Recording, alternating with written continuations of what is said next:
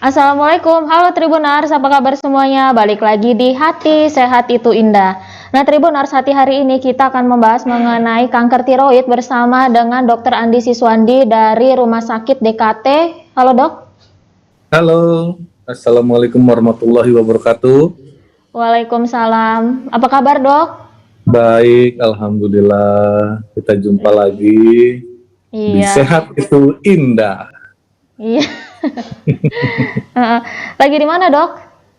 Saya lagi di Rumah Sakit Islam Ashifa Bandar Jaya. Wah, lagi di Bandar Jaya. Iya. Dok, boleh tahu nggak dok, dokter selain di Ashifa, DKT, praktek di mana lagi dok? Di Natar Medika, Rumah Sakit Natar Di Medika. Natar Medika ya dok? Ya. Iya.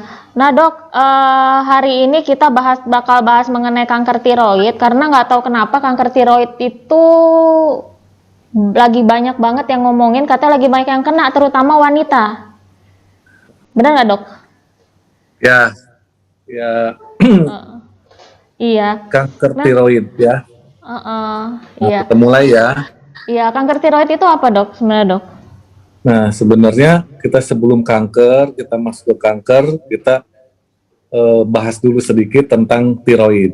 Ya, tiroid itu disebut gondok. Ya, pada manusia itu ada dua di leher depan, kanan, dan kiri. Ya, kurang lebih 4 gram. Beratnya 4 gram. Nah, itu fungsinya adalah tiroid itu fungsinya untuk metabolisme tubuh kita. Jadi kita misalkan aktivitas ya, semua hidup kita sehari-hari itu dipengaruhi hormon tiroid itu. Nah, ada dua sebelum kanker ada dua tumor. Jadi tumor tiroid itu ada yang jinak, yang ganas kita sebut kanker tiroid yang ganas. Jadi kalau yang jinak itu ada misalkan tumor tiroid jinak itu seperti adenomatosis goiter, ya, atau misalkan dia kalau hormonnya itu tinggi seperti hipertiroidisme.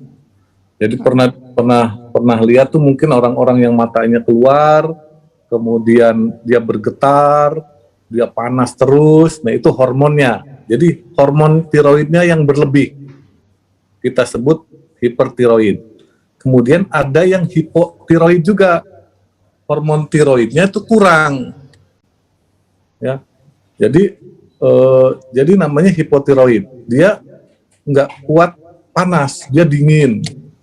Kemudian rambutnya kusam, kulit kusam, tidak bergairah. Artinya tidak bergairah itu hidupnya itu lemas terus. Nah itu loyo. Nah itu hipertiroid. Nah untuk menentukan itu kita cek hormonnya T3, T4 dan TSHS. Itu. Jadi nah setelah itu yang jinak. Nah baru kita masuk ke kanker tiroidnya. Ya. Kanker tiroid itu adalah sel kanker yang berkembang di kelenjar tiroid. Itu kita sebut kanker tiroid. Jadi saya tekankan lagi, kanker tiroid adalah kanker atau sel kanker yang berkembang di kelenjar tiroid. Yang saya sebutkan tadi, yang normalnya cuma 4 gram, itu biasa membesar dia. Ya, nanti kanker tiroid ini terjadi perkembangannya tidak normal. Jadi sel-sel itu nggak normal, dia berkembang cepat.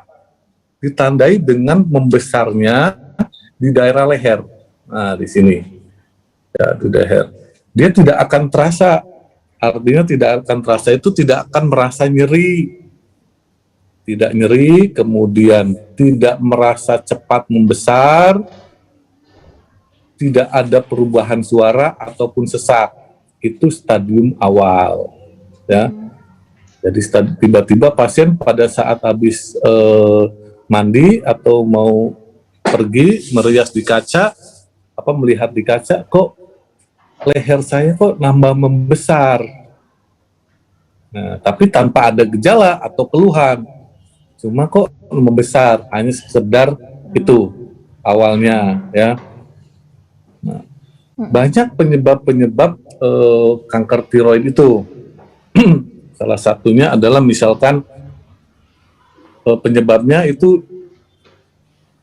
mutasi genetik. Mutasi genetik dari DNA, dia bermutasi.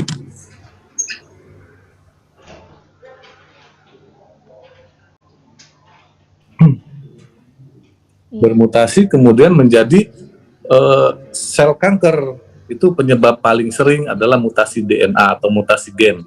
Itu ya. Jadi ada lagi penyebab yang lain, misalkan dia sering radang tiroidnya atau tiroiditis. Itu penyebabnya juga, penyebab dari suatu kanker tiroid ya. Dia radang sehingga tiroidnya terlalu aktif atau juga bisa kurang. Yang namanya infeksi kan bisa aktif, tiroidnya, hormonnya bisa kurang. Ya, itu salah satunya. Satu DNA, kemudian kondisi tiroid, misalkan infeksi tiroid yang berulang. Kemudian penyebab lain adalah riwayat dalam keluarga. Misalkan kakaknya, adiknya, atau ibunya, atau kakek neneknya, nah itu juga mempengaruhi terjadinya suatu kanker tiroid. Ya, misalkan contohnya, kok kakak saya nggak ada, ibu saya nggak ada, papa saya nggak ada, mungkin kakek neneknya. Itu juga mempengaruhi dari terjadinya suatu kanker tiroid. Nah, kemudian yang ketiga, paparan radiasi. Misalkan ya contoh, misalkan pada saat kecil, dia pada saat kecil misalkan pada anak-anak, dia mempunyai penyakit lain yang pengobatannya memerlukan radiasi. Nah, itu juga sering terpaparnya radiasi juga mempengaruhi terjadinya mutasi sel-sel tiroid. Nah, itu ya. Kemudian nih pada wanita gendut, obesitas, ya. Itu juga mempengaruhi, makanya tidak pada wanita saja, pada laki-laki yang obesitas harus dikurangin obesitasnya. Itu juga karena hormonal mempengaruhi dari perubahan sel-sel tiroid menjadi kanker, ya. Nah, ya itu salah satunya beberapa penyebab dari kanker tiroid. Ya, intinya adalah hormonal. Pertumbuhan hormonal yang terlalu tinggi juga bisa mempengaruhi terjadinya suatu kanker tiroid. Iya. Begitu. Kalau gaya hidup bisa jadi penyebab nggak, Dok? Gaya hidup yang seperti apa dulu nih? Ya, seperti misalkan secara spesifik, misalkan gaya hidup itu katakan merokok lah, ya. Udah gaya hidup tim merokok nih, atau dia begadang dan minum minuman beralkohol. Nah, secara tidak langsung memang tidak ada, ya, karena saya sebutkan tadi banyak perubahan mutasi dari DNA, ya. Nah, secara tidak langsung tidak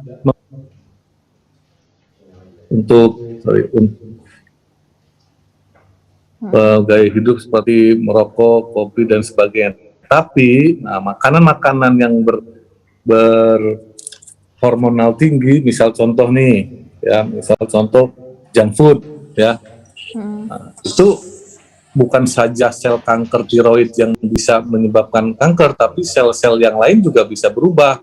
Misalkan paru-paru, tuh, ya, jadi tidak secara langsung memang tidak ada hubungannya, ya.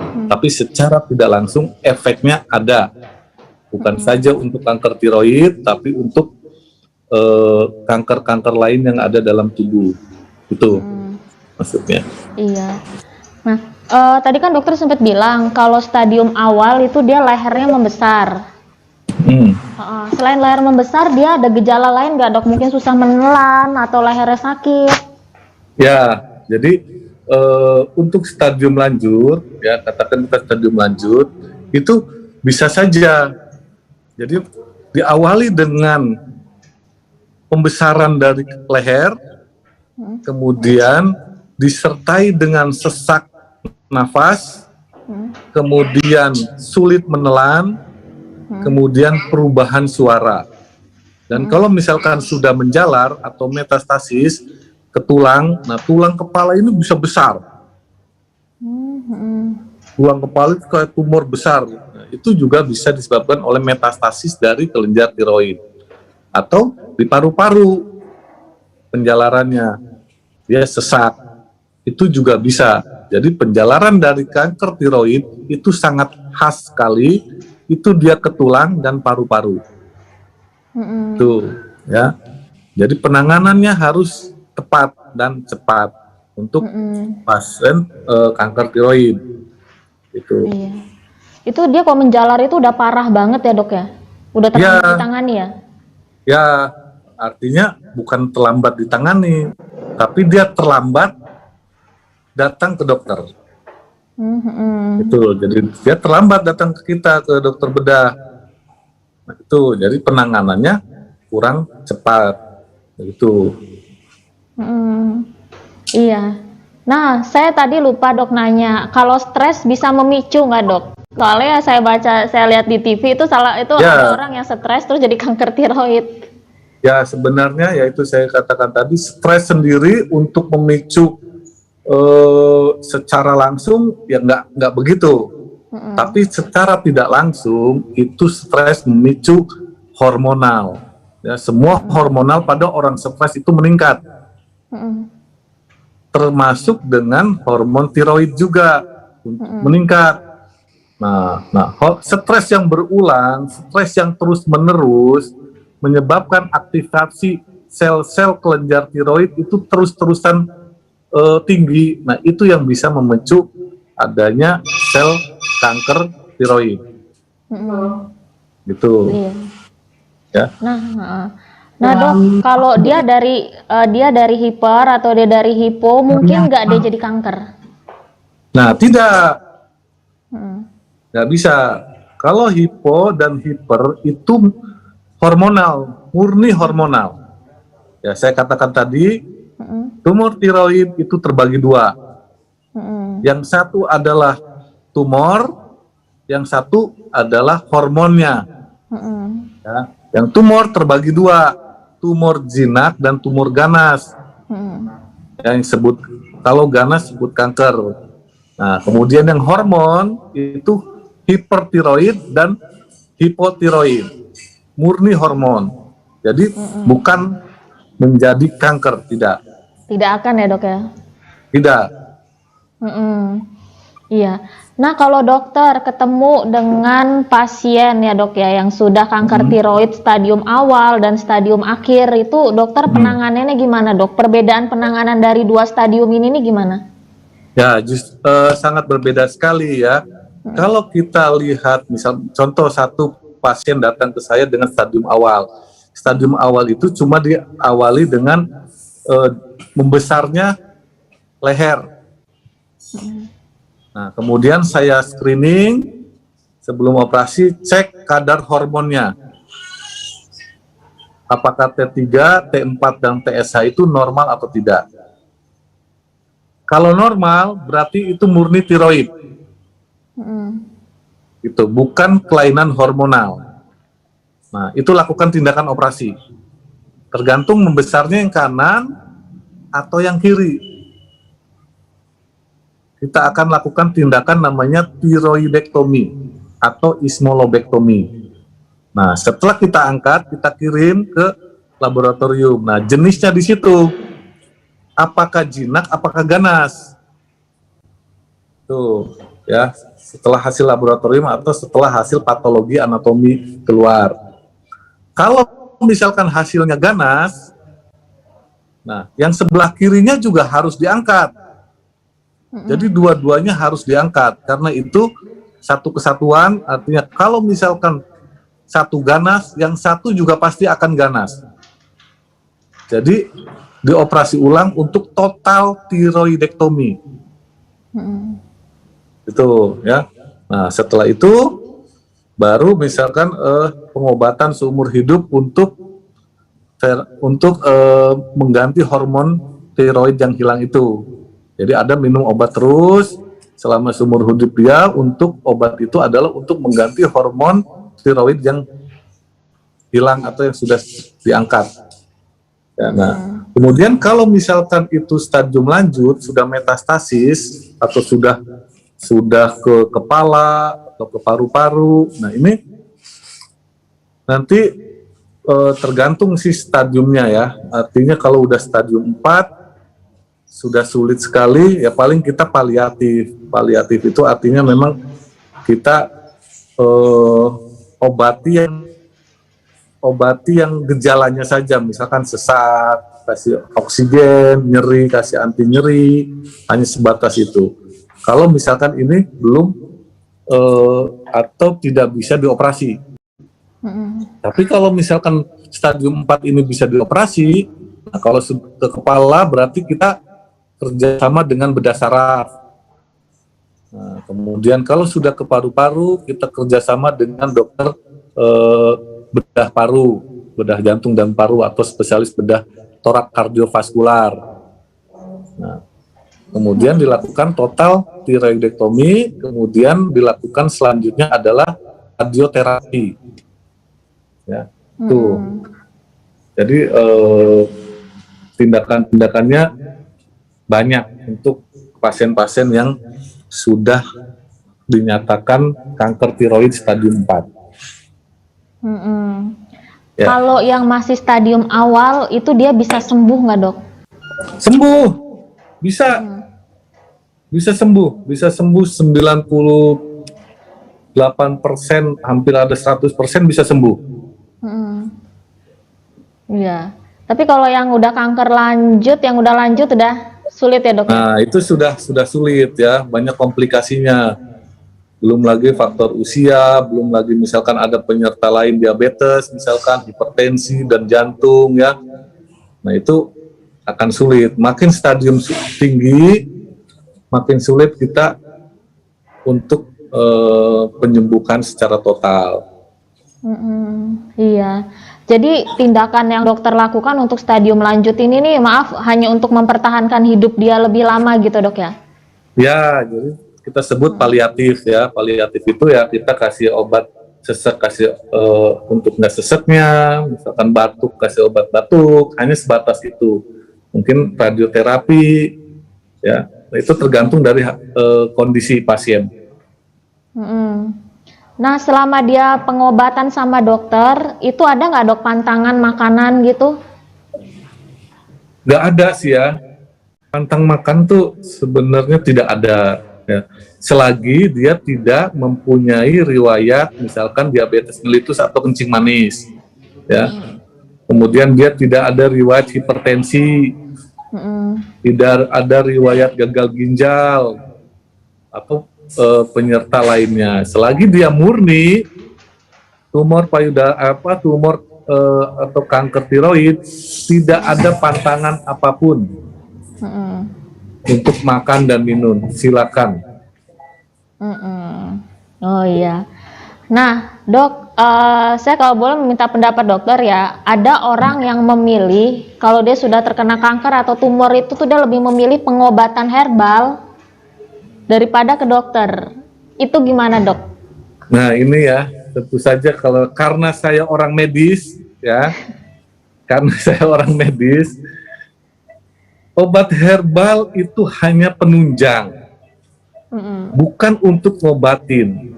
Kayak seperti vitamin lah, ya. Itu ya, kayak seperti vitamin. Tapi tetap utamanya adalah pembedahan. Utamanya adalah pembedahan. Jadi apapun jenis penyakitnya, ya, nggak usah herbal. Herbal silahkan aja, itu hanya vitamin biasa. Silakan, saya tidak melarang, tapi silakan, ya. Tapi jangan kemudian tidak berobat ke dokter. hanya mengandalkan herbal saja. Nah, itu yang salah kaprah. Ya. Saya juga sering dengar di radio bahwa ini itu mengobati ini itu ya. Ya, itu silakan saja. Ya. Tidak melarang, namanya juga orang jualan. Tapi kita sebagai masyarakat kan udah pada pinter nih, ya.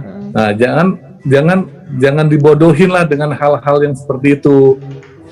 Tuh maksud saya ya. Banyak pasien-pasien juga, dok, saya nggak mau kemoterapi. Contoh nih pada pasien kanker payudara, dok, saya nggak mau kemoterapi karena kemoterapi itu salah satunya misalkan contoh rambutnya rontok, mual, muntah, saya herbal aja dok, boleh enggak? Nah, itu yang salah. Nggak boleh hanya mengandalkan herbal, tidak ada. Karena dia tidak mengobati. Herbal itu tidak mengobati. Herbal itu vitamin aja biasa. Dari ekstrak apa? Dari ekstrak kacang-kacangan atau buah-buahan, ya, atau daun-daunan. Itu hanya sebatas itu. Jadi jangan pada masyarakat, maaf pada masyarakat nih, jangan mengandalkan herbal. Banyak iklan herbal ini itu yang bisa mengatasi ini itu penyakit kanker ini itu, akhirnya datang juga ke kita. Tuh ya, jadi jangan mengandalkan herbal, itu aja. Iya. Nah dok, kalau yang kanker yang stadium awal tadi sudah sembuh, mungkin nggak dia kambuh lagi, terus mungkin nggak nanti jadi stadiumnya naik? Oh enggak, kalau misalkan kanker udah stadium kanker nih ya, stadium awal kanker, kalau ditangani tidak maksimal bisa menjadi naik. Contoh kecilnya, dia ada kanker di kanan, nih diangkat, hasilnya kanker. Nah, dokter atau saya pasti akan menyarankan untuk operasi yang sebelah kirinya diangkat. Nah, ini si pasien nggak mau dioperasi yang sebelah kiri. Saya bukan mengada-ngada. Gitu. Nah, datang lagi 1 tahun atau 2 tahun sudah membesar dan stadium 4 itu bisa. Iya. Gitu. Ya. Jadi harus apa namanya? Harus tuntas pengobatannya. Terus? Iya. Tapi kalau udah sembuh dia dok, dokter sudah nyatakan dia sembuh, itu bisa kambuh lagi nggak dok? Enggak. Kalau misal udah total tiroidektomi, ya tetap harus pengobatan, artinya kontrol terus selama 5 tahun ke belakang, ke depan maksudnya. Jadi kontrol terus. Kalau misalkan dinyatakan kanker nih, nah sudah dilakukan tindakan semua, nah tetap harus kontrol terus. Kontrol terus ya dok. Bisa saja kambuh lagi, artinya kambuh lagi itu selnya, tiroidnya masih ada. Nah kemudian kan makanya saya katakan tadi pengobatan setelah dilakukan total tiroidektomi, baru kita lakukan pengobatan lanjutan yaitu hormonal. Tuh ya, kan hormonal itu atau radiasi. Nah itu jadi harus tuntas pengobatannya supaya kambuh lagi begitu. Iya. Terakhir nih dok, gimana cara mencegah kanker tiroid? Pencegahan kanker tiroid memang sulit ya, secara spesifik tidak ada untuk pencegahan kanker tiroid. Nah, spesifik misalkan apa namanya, nggak boleh makan itu, nggak boleh minum itu, tidak ada. Ya apalagi dia ada riwayat ke dalam keluarga kanker tiroid, memang sulit. Nah, artinya hidup sehat aja, makan seimbang. Jadi artinya makanan yang bergizi, kemudian olahraga, hanya sebatas itu pencegahannya. Kemudian rokok, ya harus stop kalau dia memang merokok. Itu ya, stres, pekerjaan harus dikurangin ya, istirahat yang cukup. Iya, Hanya sebatas itu. ya sebatas itu ya. Oke dok, sebelum saya tutup, ada yang mau dokter sampaikan dok? Ya, jadi kepada masyarakat, kepada teman-teman yang lain, jangan takut untuk berobat ke dokter ya. Apalagi misalkan saya di sini sebagai dokter bedah, misalkan ada benjolan, ada apapun ya, nyeri di perut, jangan diurut. Kalau misalkan nyeri di perut ya, datanglah ke dokter. Jangan percaya dengan iklan-iklan yang mengatasnamakan herbal ya. Herbal itu tidak menyembuhkan atau bukan obat, dia hanya pendamping saja ya, pendamping obat. Silakan, saya tidak melarang untuk konsumsi herbal, tapi harus didampingi obat-obat atau tindakan yang diawasi oleh dokter atau medis ya. Iya. Dan sekarang saat pandemi, rumah sakit saya 3 tempat, ini artinya jangan takut juga datang ke rumah sakit ya. Kita tim medis sudah divaksin semua, kemudian tetap protokol kesehatan kita jalani. Jadi jangan sampai sakit, nahan sakit di rumah karena takut corona, daripada dia berobat ke rumah sakit begitu ya. Jadi tetap silakan, sudah bebas, artinya bebas itu dalam pantauan, silakan datang ke rumah sakit bila ada keluhan. Itu saja.